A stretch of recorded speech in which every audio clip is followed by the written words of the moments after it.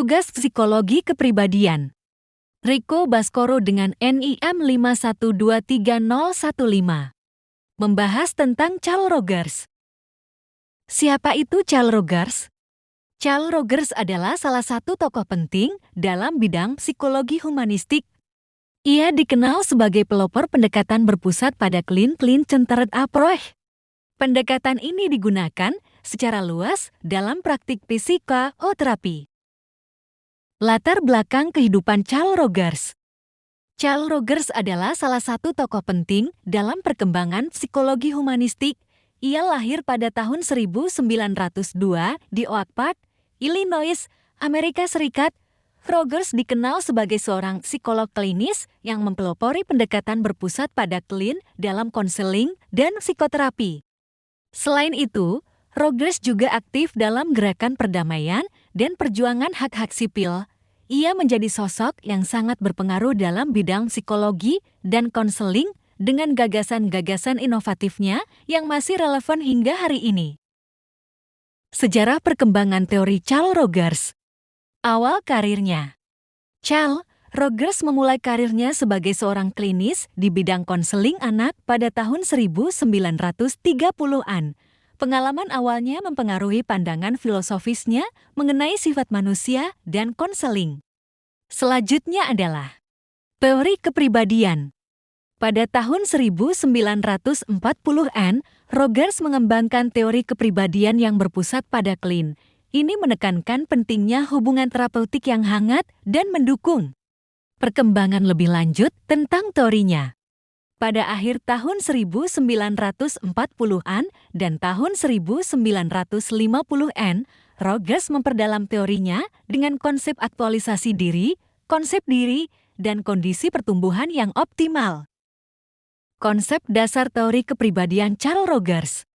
Penekanan pada diri self. Teori Rogers menekankan pada konsep diri self sebagai inti dari kepribadian. Menurutnya, manusia memiliki dorongan bawaan untuk merealisasikan dirinya dan mencapai aktualisasi diri. Kedua adalah pendekatan berpusat pada klien.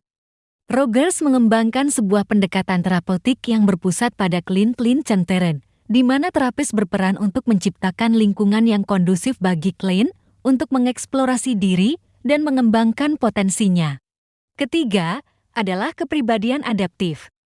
Menurut Rogers, kepribadian yang sehat adalah kepribadian yang terbuka, fleksibel, dan dapat beradaptasi dengan lingkungan. Proses aktualisasi diri memungkinkan individu untuk terus berkembang dan menjadi dirinya yang sepenuhnya. Pandangan Carl Rogers tentang sifat manusia. 1. Manusia yang berharga.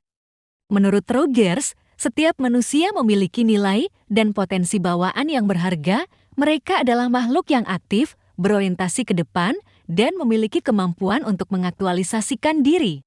2. Motivasi dasar. Manusia secara alami didorong oleh keinginan untuk tumbuh, berkembang, dan menjadi dirinya sendiri yang sebenarnya. Rogers meyakini bahwa motivasi utama manusia adalah aktualisasi diri. 3. Kebutuhan untuk diterima. Manusia membutuhkan penerimaan, perhatian, dan kasih sayang dari orang lain. Kondisi-kondisi ini disebut Rogers sebagai kondisi harga diri yang mempengaruhi perkembangan konsep diri seseorang. Konsep diri self-concept dalam teori Rogers. 1. Persepsi diri.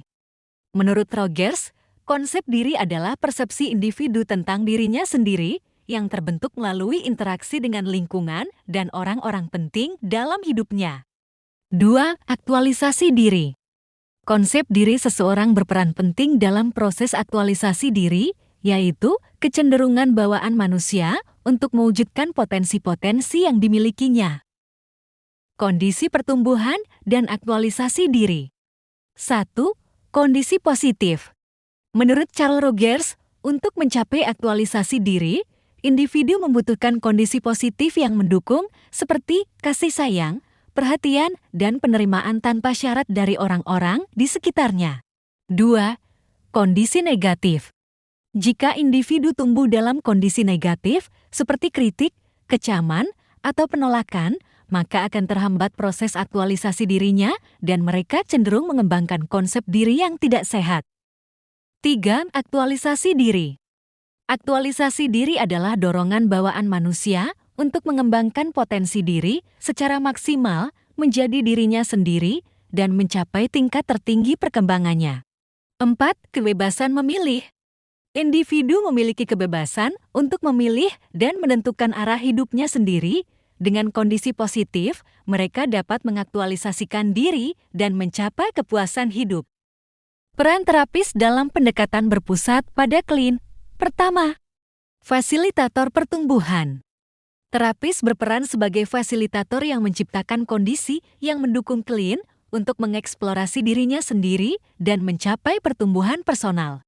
Kedua, menerima tanpa syarat. Terapis menerima klien apa adanya tanpa menghakimi atau memberikan penilaian sehingga klien merasa aman dan nyaman untuk mengungkapkan dirinya. Ketiga, mendengarkan aktif. Terapis mendengarkan dengan penuh empati dan memberikan refleksi yang membantu klien memahami dirinya lebih dalam. Terima kasih atas perhatiannya dan tugasnya.